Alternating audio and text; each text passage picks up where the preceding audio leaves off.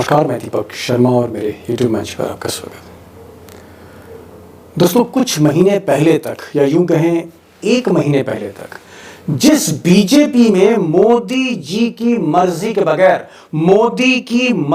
के बगैर एक पत्ता नहीं हिलता था, कोई चू नहीं कर सकता था, आज उसी बीजेपी में, मोदी जी की उसी बीजेपी में बीजेपी के सांसद, बीजेपी के एमपी कैमरे पर मोदी जी को खरी खोटी सुना रहे। यहां सोचिए कि पहली बार 10 साल में बीजेपी के सांसद, सिटिंग एमपी ये कह रहे हैं कैमरे पर, और एक कैमरे में नहीं, कई कैमरों पर बोल रहे हैं कि मोदी जी ने दलितों के साथ इस सरकार में इंसाफ नहीं किया और अपने मंत्रिमंडल में, अपने कैबिनेट में अपर कास्ट सांसदों को, अपर कास्ट नेताओं को ज्यादा इंपॉर्टेंस दी और दलित सांसदों को, दलितों को मोदी जी भूल गए। अब दोस्तों जरा कल्पना कीजिए कि मोदी जी के बारे में मोदी जी की पार्टी का सांसद इस तरह के आरोप लगाते। सोचिए, महीने भर पहले, 4 जून से पहले कोई सोच सकता था कि बीजेपी में ऐसा भी दिन आएगा? अब दोस्तों, आज की बड़ी खबर पर आने से पहले जो एक बड़ा सवाल है, बिग क्वेश्चन है, वो ये है कि क्या आज की तारीख में मोदी जी का या शाह साहब का, इन दोनों का डर खत्म हो गया है पार्टी के भीतर? अब पार्टी में इनसे कोई नहीं डरता। और क्या जब से मोदी जी की सीटें कम आई हैं, जब से मोदी जी 240 पर आए हैं, अल्पमत में आ गए, अपने दम से सरकार नहीं चला रहे, बैसाखियों पे सरकार चला रहे हैं, जब से मोदी कमजोर हुए हैं, तो क्या बीजेपी में भी इसका असर हुआ है? पार्टी में बगावत के सुर तेज हो रहे हैं और आज की तारीख में 240 पर जब मोदी हैं, कमजोर जमीन पर मोदी खड़े हैं, तो बीजेपी के अंदर से अपोजिशन बढ़ रहा है मोदी के खिलाफ। अब ये खबर भले ही गोदी मीडिया चैनल या अखबार ना दिखाएं आपको, सच्चाई ये है कि पार्टी में खलबली तो है।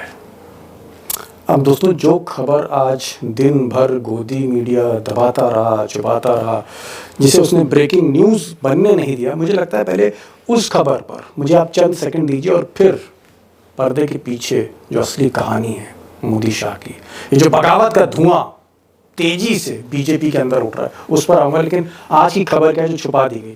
खबर यह है, या यूं कहूं, खबर से पहले एक तस्वीर देखिए, एक पिक्चर देखिए। ये जो पिक्चर है, ये जो फोटो है, ये बीजेपी के 7 बार, 1 2 3 4 5 6 7 7 बार के सांसद, 7 टाइम्स, वेरी सीनियर, उनकी है। नाम है रमेश जिगा जिनागी, थोड़ा सरनेम मुश्किल है, रमेश जिनागी। और ये जो रमेश भाई हैं, आज की तारीख में आप कह सकते हैं बीजेपी के सबसे सीनियर दलित लीडर हैं। 7 बार के एमपी हैं, मंत्री भी रहे और दक्षिण भारत के तो सबसे बड़े फेस हैं। कर्नाटक से आते हैं, बीजापुर से आते हैं, और आज उन्होंने कैमरे के सामने, या किसी से यूं ही पर्दे के पीछे कोई बात नहीं की, सोर्सेज नहीं है, कैमरे पर, एक नहीं कई कैमरे पर रमेश भाई ने कह दिया, ದಲಿತನಾಗಿ ಎಲ್ಲ ಅಪರ ಕಾಸ್ಟ್ನವರಾದ್ರಪ್ಪ ಅಂದ್ರೆ ಇವರೇನು ದಲಿತರೇನು भारतीय जनता पक्ष सपोर्ट ಮಾಡಿಲ್ಲ कि उनके इलाके में लोग शिकायत कर रहे हैं, उनके जो दलित वोटर हैं, क्योंकि दलित नेता ये हैं, और उनका कहना है कि बीजेपी एंटी दलित पार्टी है। एंटी दलित पार्टी क्यों है? उनका कहना है कि मोदी सरकार में जो अपर कास्ट सांसद हैं, उनको तो मंत्री बनाया गया थोक के भाव, लेकिन कहीं ना कहीं मोदी जी जो दलितों की बात करते हैं, उन्होंने दलितों को जगह नहीं दी। अब कहने वाले ये भी कह रहे हैं कि रमेश भाई को भी मंत्री नहीं बनाया मोदी जी ने। तो हो सकता है उनकी पर्सनल नाराजगी हो, लेकिन उन्होंने इस मुद्दे को बड़ा कर दिया ये कह के कैमरे पर कि दलितों को कहीं ना कहीं नजरअंदाज किया जा रहा है, निग्लेक्ट किया जा रहा है, इग्नोर किया जा रहा है। और जाहिर तौर पर रमेश भाई ने कहीं ना कहीं आज कैमरे पर मोदी जी पर या मोदी शाह सरकार पर बहुत गंभीर आरोप लगा दिए। आप कह सकते हैं कि अंदर ही अंदर जो वोट बैंक, इतना बड़ा वोट बैंक है बीजेपी का, उसको हिला दिया है रमेश भाई ने। अब दोस्तों, इस सिलसिले में आज मेरी बीजेपी के कुछ नेताओं से बात हुई, कुछ पत्रकारों से बात हुई जो बीजेपी कवर करते हैं, और सबका यही कहना था कि भाई खबर भले ही वाटर डाउन की जा रही है, यानी खबर को भले ही दबाया जा रहा है, दिखाया नहीं जा रहा गोदी मीडिया चैनल पे, लेकिन अंदर ही अंदर पार्टी में तो कहीं ना कहीं हड़कंप है कि भाई एक सांसद कैसे बोल गया।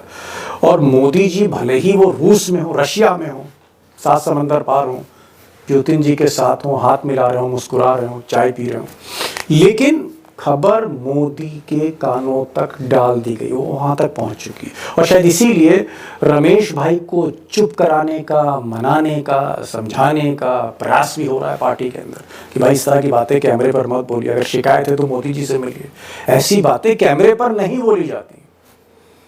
लेकिन दोस्तों, रमेश भाई एक कमिटेड दलित एक्टिविस्ट भी, और कुछ महीने पहले भी वो इस तरह की बातें करते रहे। कुछ नहीं सर, देखो 70 बरस से जब भी प्राइम मिनिस्टर बनता है दिल्ली में दलित लोग हाथ उठाते हैं। जिस जिस राज्य में वो जो लोग रहते हैं, जब भी मुख्यमंत्री बनता है वो बड़े समाज लोगों के लिए दलित लोग हाथ उठाते हैं। जब भी दलित होने का वक्त आता है कोई भी हाथ नहीं उठाते है।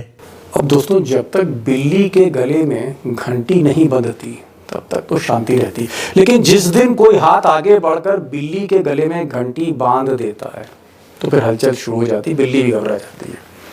अब लोग ऐसा कह रहे हैं, अंदर की बात है कि मोदी और शाह, खासकर जो गुजराती लॉबी है, थोड़ा सा घबराई हुई है, क्योंकि 2 प्रॉब्लम्स अचानक सामने खड़ी हो गई रमेश भाई के बयान के बाद। नंबर 1, बिग प्रॉब्लम नंबर 1, और प्रॉब्लम नंबर 1 ये है कि बीजेपी के जो इनसाइडर्स हैं, बीजेपी का जो इस वक्त लीडरशिप है, नेतृत्व है, मतलब नड्डा, मोदी जी, शाह साहब, इनको लगता है कि कहीं रमेश भाई की तरह जो बाकी नाराज हैं बीजेपी में अलग अलग कारणों से, कहीं ये अब ये ना बोलने लग जाए।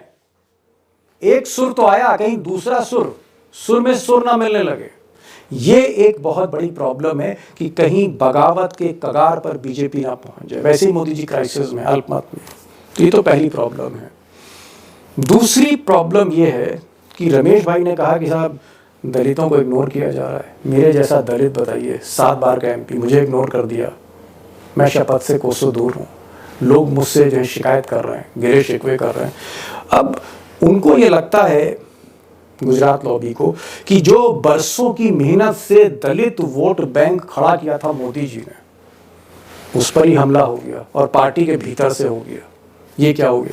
तो कहीं ना कहीं जो वोट बैंक है वो थोड़ा हिल गया है बीजेपी का। और उसकी एक वजह ये भी है कि अभी हाल में उत्तर प्रदेश में जो चुनाव हुए उसमें मायावती का जो वोट हाथी से उतर के कभी बीजेपी में जा रहा था, वो पीडीए में गया। वो राहुल गांधी के संविधान और अखिलेश यादव के आरक्षण और कास्ट सेंसस की बातों पर चला गया। तो बीजेपी को उत्तर प्रदेश में जो बड़ा झटका लगा है, जहां दलित एक झटके में निकल गए, और बीजेपी 70 का ख्वाब देख रही थी, 80 में से 70-75 सीटें लाने का, 33 पर आ गई। दलित जा रहा है, और ऐसे में रमेश भाई का हमला, 7 times MP, one of the biggest face, Dalit face BJP के, उनकी ये बातें बीजेपी वाकई हिली है। तो ये प्रॉब्लम 2, प्रॉब्लम 1 बगावत, प्रॉब्लम 2 दलित वोट बैंक हिल रहा है, शेक कर रहा है। नमस्कार।